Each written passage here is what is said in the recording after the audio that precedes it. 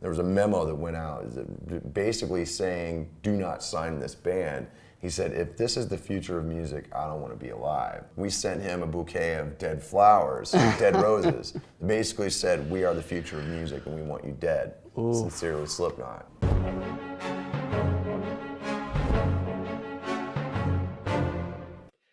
It said back in the day that Paul Gray formed a death metal band called Body Pit. He Correct. tried getting you to join, but you declined. Very true. Very true. Because the only reason is not that I did play some shows with Body Pit. Okay. Yeah, I did. I did a few. But the only reason I did not totally join Body Pit is because I had my own thrash metal band called Modifidius at the time. So it was hard to be at two places at once. And, you know, when you're in a band and you're forming and you're really working hard at it and you're writing songs and stuff like that, you just don't jump ship. You know, I had to stay loyal to my band and stuff like that. But once all the bands, you know, started dissipating, they were doing it for a reason. And that includes, like, Heads on the Wall, which Shawn was a part of. And, you know, Stone Sour, of course, which has been, you know, of course, they're hugely successful now and being reinvented.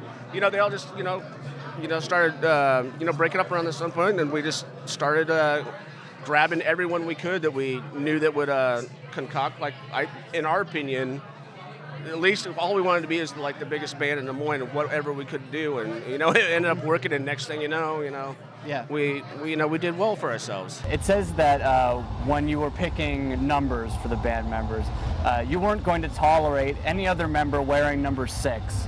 If someone was willing to fight you for it, you would have fought to the death. That's what it says verbatim.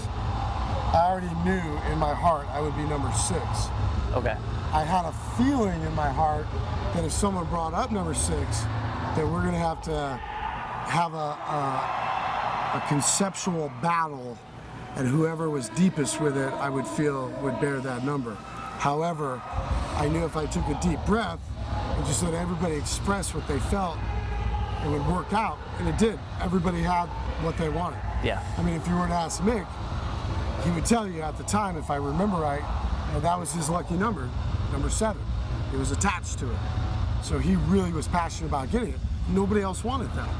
It was fascinating, but there was no, to the death, whatever, that's just a matter of expression. It says it was your idea to name the band Slipknot, and without a recording budget, the band's first demo ended up costing $40,000.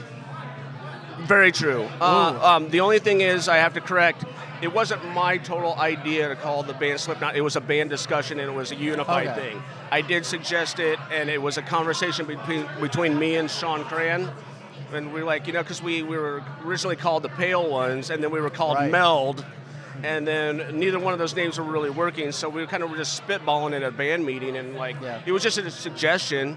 So yes, I would say definitely partially true, but without the rest, without Shawn Crahan's input that we were talking about, because we were together all the time, late night, watching TV and listening to music. So I'd have to credit him as well. During the Iowa recording sessions, the Slipknot members, the relationships with each other started to suffer, and this has been described as the darkest time of the band's career. Yeah, definitely. Oh yeah. And it wasn't because necessarily we were growing apart. We were just all very chemically imbalanced. I mean, to put it lightly, we were all fucked up. We were kids who were suddenly famous, and we became every cliche that we hated. Like it was a bum out.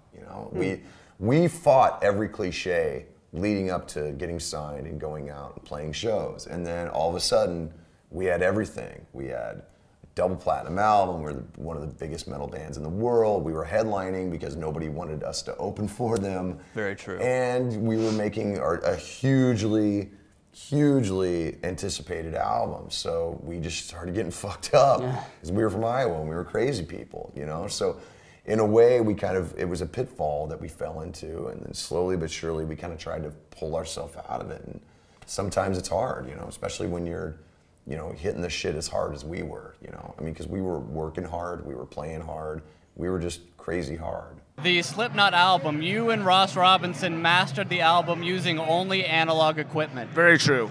Wow. 100%. That's gotta be a pain. Yeah, and what's cool is how we mixed that record was we did it at Indigo Ranch, which is a pretty legendary studio. First Korn record, second Korn record's done there, first Limp Bizkit record's done there.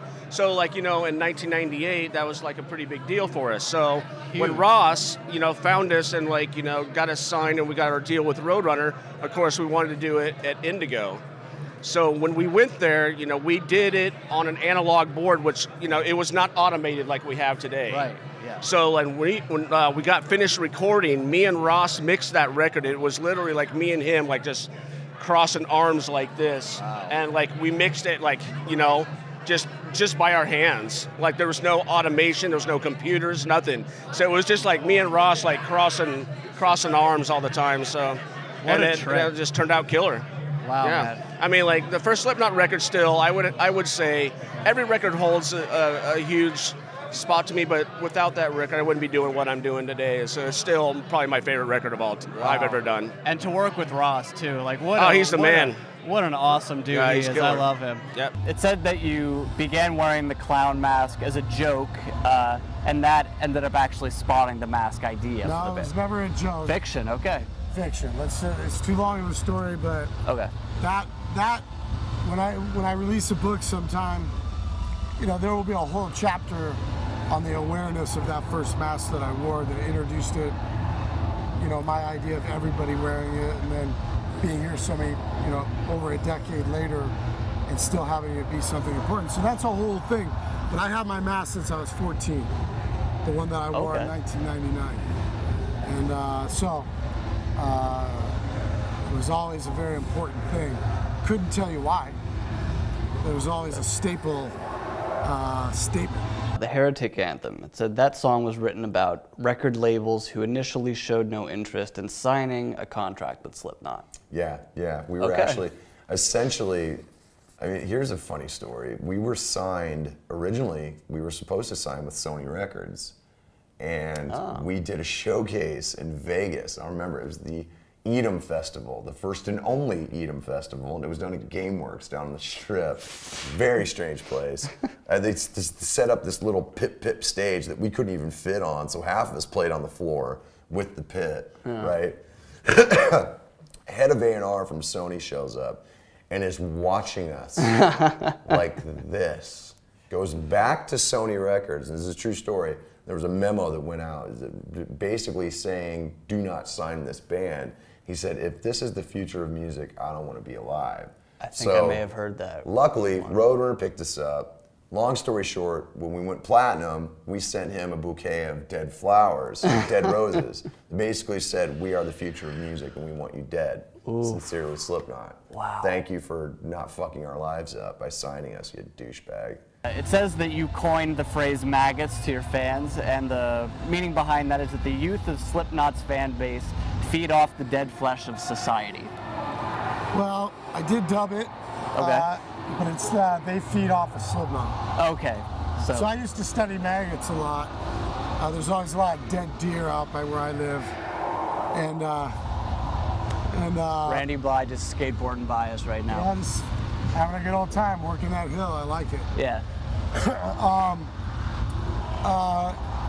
There was this one particular time I was filming a dead deer, and the maggots were in full effect, and they were concentrated on this area, and I would notice they were all vertical, and they were just tight as can be, like trees, just straight up and down. And when they had enough, they would let off of the flesh, and they would let go, and they would get on top, and they would roll off. They turn into these like little balls and roll off the deer onto the ground, and then they would begin to crawl off. And I just love the fact of like, it looked like a bunch of kids just smashed together, and then they were on top of each other. And That sounds a little like crowd surfing to me. yeah,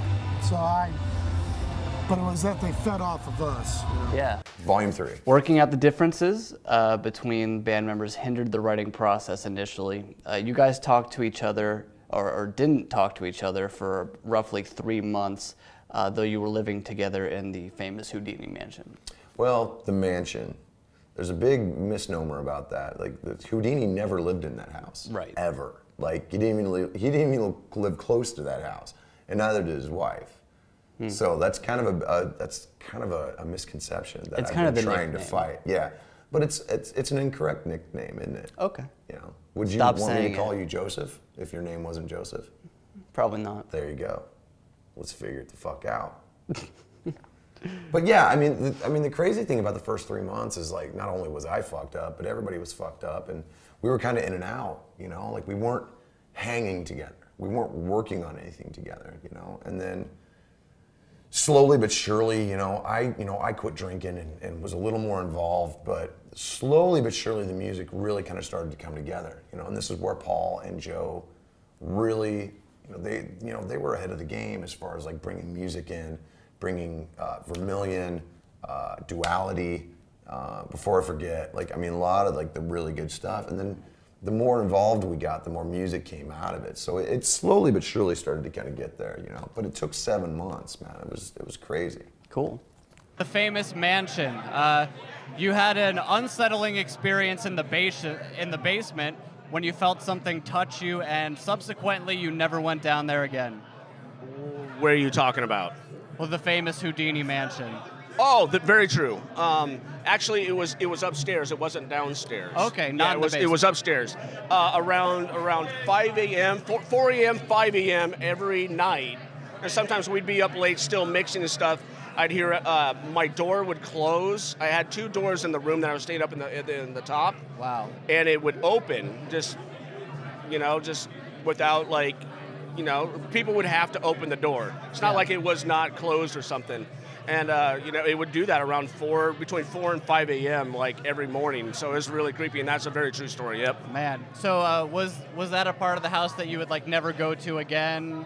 Or? No, because okay. I love it because Volume 3, that's where I lived making that record, and it was awesome.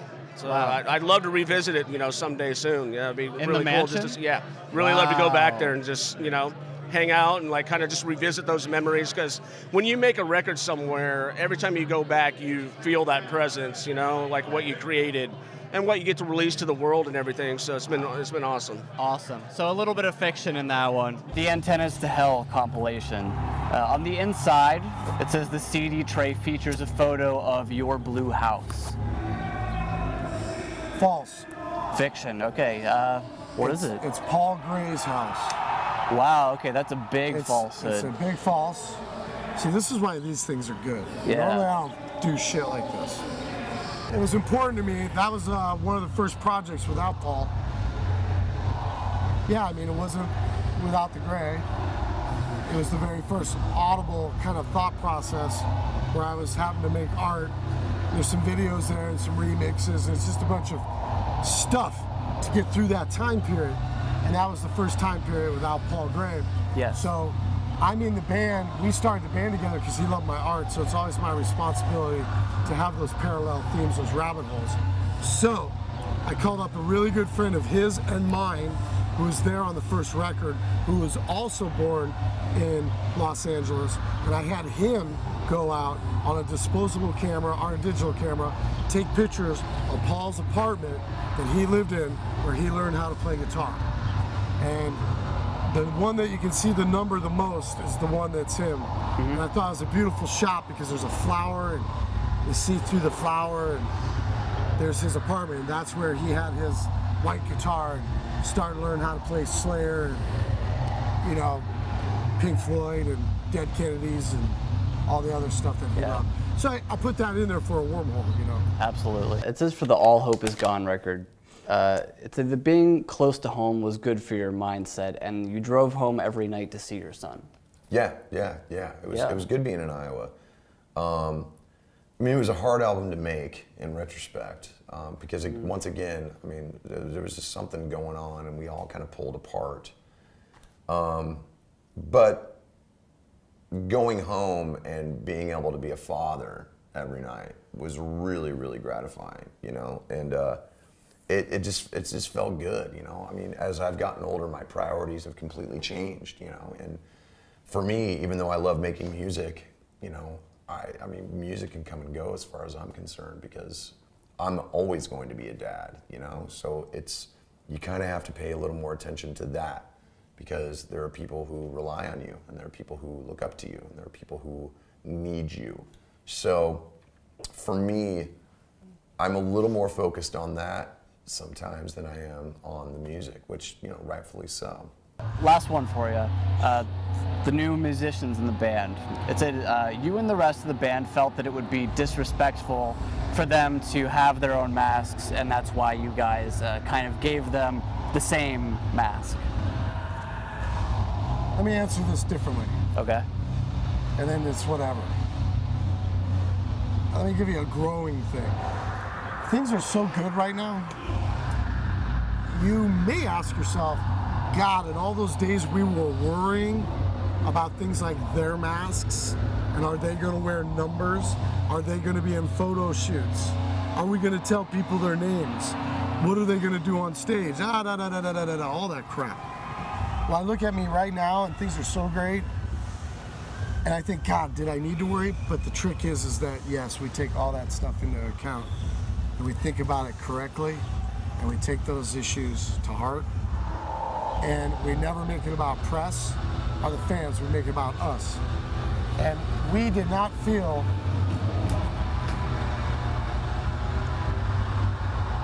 it's like not only did we have to have a new bass player on stage, we had to have a new drummer.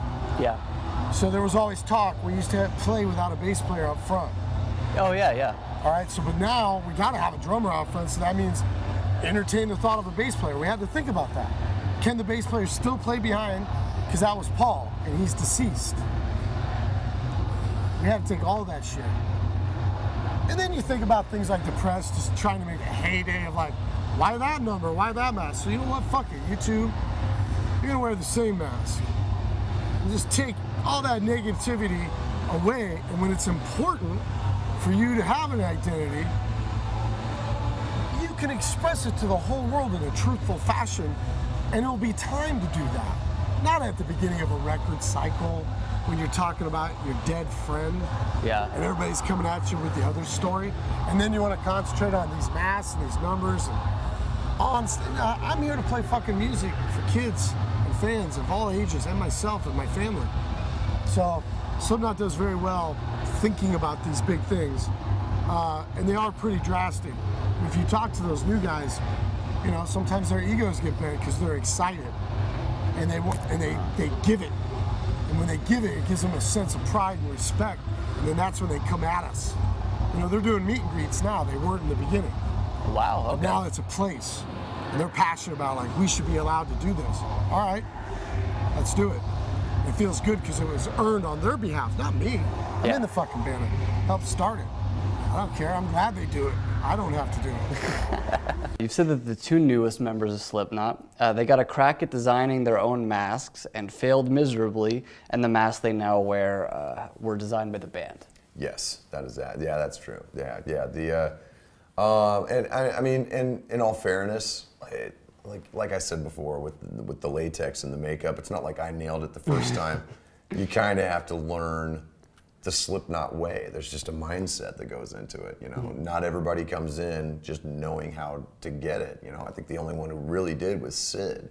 When he joined, he just got it. You know, but he's fucked up anyway. You know.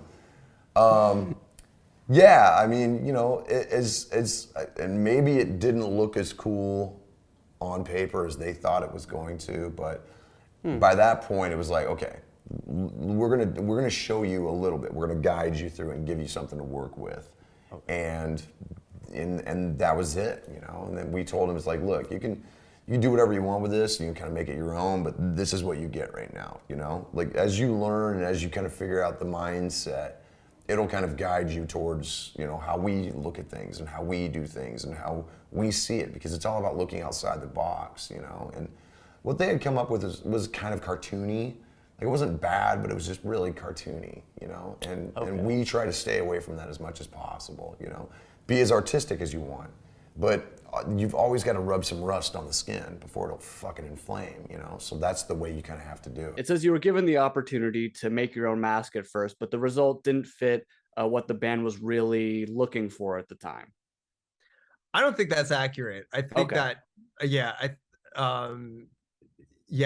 I don't remember that at all. But what I do remember was when we first started putting that record together and stuff, it's like that was such a Herculean feat in and of itself to just, you know, join the band and then Yeah. you make this record. It was like there was a lot to take care of with that, because, and you know, I knew it then, I know it now, like the music comes first entirely, you know, like everything else, that's the turnkey thing that allows everything else to happen. And it's like I had an idea that that's what it was, being an outsider to the band, that it's like, okay, you know, you make, like I could kind of make educated guesses of like, okay, yeah, they probably spent like this amount of time making the record, and then when you're done making that record and you can kind of listen back to what it makes you feel about the new art you're making, then you get to further extend that creativity to the visual aspect of what, you know, the band is all about, because that's what, you know, as a fan of Slipknot, that's you just knew that, you know, it's like, okay, you know, you think Slipknot is masks, and so that's a whole other element that's then defined by what you've already made without any kind of influence of what the visuals will be, you know, after that. So that's kind of like how I already was thinking about it. But while we were making the record, it's like, okay, there's like so much to focus on, I'm not even thinking about that.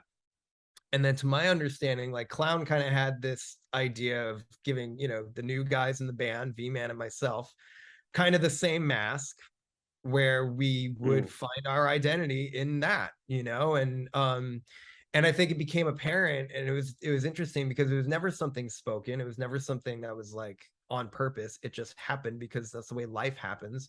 Is, you know, his mask became more him, my mask became more mine, even though they kind of started out from the same place. Our personalities started to literally like show through in the ways that they were like decomposing, and, you know, I would smear makeup on mine and stuff, and it just kind of became this new thing. And then that largely informed, you know, then when we came back to the table to make another record, and I knew that dynamic of evolving the masks just like I evolved as a person, you know, to use that as like a basis for how I would transform into a new mask that was even more different or whatever.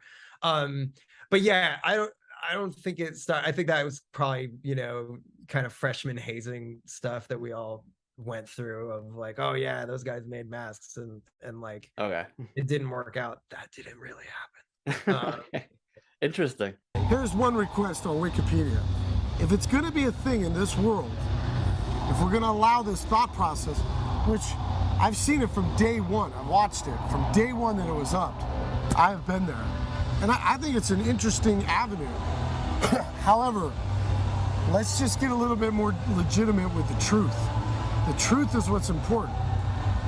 I'm willing to allow the truth, even if I get embarrassed with some of my actions. I gotta live with it, I gotta sit in it, I grew from it. But I'll allow it as long as it's true. So let's be a little bit more optimistic on thinking about making Wikipedia a little bit more truthful and a little less A clusterfuck. yeah, a little less preschool. All right. Baby steps right here. Thank you again. I All right, appreciate it. man, thanks a lot. Peace.